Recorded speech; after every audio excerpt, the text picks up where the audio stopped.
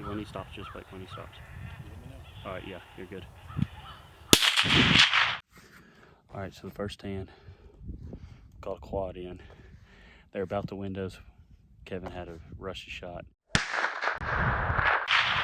We really weren't even expecting. That was kind of just one of those spots where we might call one in, we might not, and we called a quad in, of course. But this spot I'm really excited for. We see a lot of tracks. Wind's perfect. Let's see if Kevin can make his mark. All right, guys, we're going to get to this. This is going to be how we're going to start doing our coyote videos, because we get a lot of questions about daytime calling. It could be a lot tougher than going at night. We understand that. And how do we go about it? So you can go in at night and howl and try to get the coyotes to howl back at you and try to get a good location, because if you get up on top of the coyotes 100, 200 yards, they're probably going to come in 9 times out of 10, especially if you can get right up on them. Closer the better. Especially during daylight, they ain't gonna want to really run across the open fields that much. But so I got a northeast wind. You see the county road on the bottom right corner, so I want to get out past that county road, but just enough where I can see that whole field. And what I'm looking for, usually we didn't get to howl or find the coyotes. This is a blind stand. I usually like to call really close to pond dams if I can, because I feel like I find a lot of dens around pond dams and water. And then this mesquite flat. So I really like that mesquite flat, and I always call my boundaries. I don't really try to set up in the middle of my property. That way I can make multiple stands and really cover, say this property is only 400 acres. I can cover maybe 2,000-3,000 acres if I call it just right. So we were predicting they would come at least either right there where we were going to be at, and hopefully come out on the north side of that, northwest of that pond, that bigger pond, or come from that mesquite flat. And they did. They came straight down that mesquite flat and up that trail. We were hoping if they did do that, they would get out in this corner right here and make a shot like that one did, but the other 3 or 4 actually came all the way down to, there's that little creek bottom where that waterway you see in the wheat field, and then they try to go all the way around the pond, and once they get there, they're going to wind us. So that's why we hurried up and took that shot as we did. That way we can at least try to get one, but didn't work out. But just go ahead and show y'all how we set up and what we're looking for. Pond dams, creeks, mesquite flats, they're pretty dang good, and a pretty good chance of going in blind and trying to get something called in.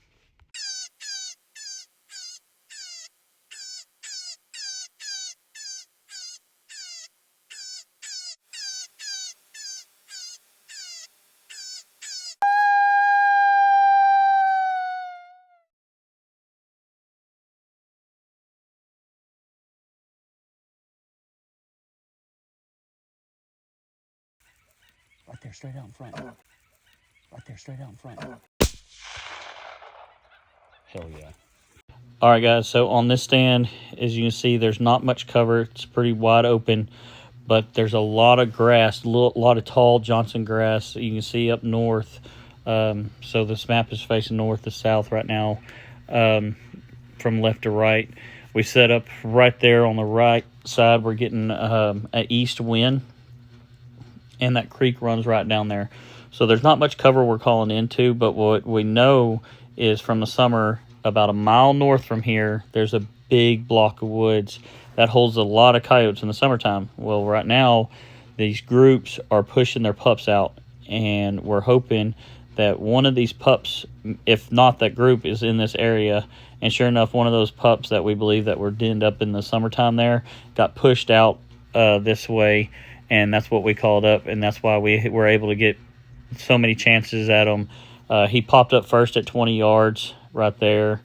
3 minutes into the call, he popped back out, but he popped out and just took off to the north, just never stopping and really giving Kevin a shot opportunity. I turned that pup distress on, and sure enough, he popped out right at 150 yards, and Kevin was able to make a good shot on him. But that's what this stand is. It's right up against a creek, wide open on all sides. That grass is mainly the main cover here.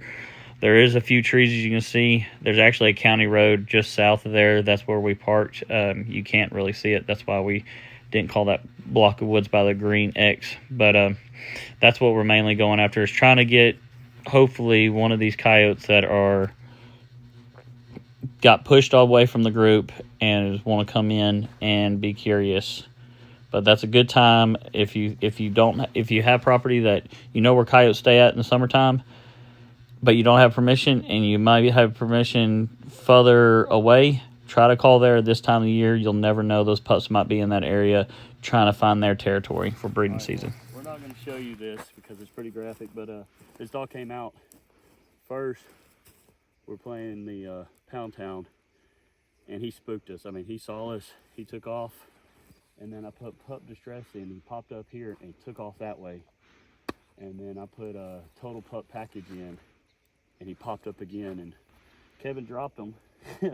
It's pretty graphic. We ain't gonna show it, but wasn't bad. This is our first time day calling this year, and hopefully we get a lot more going.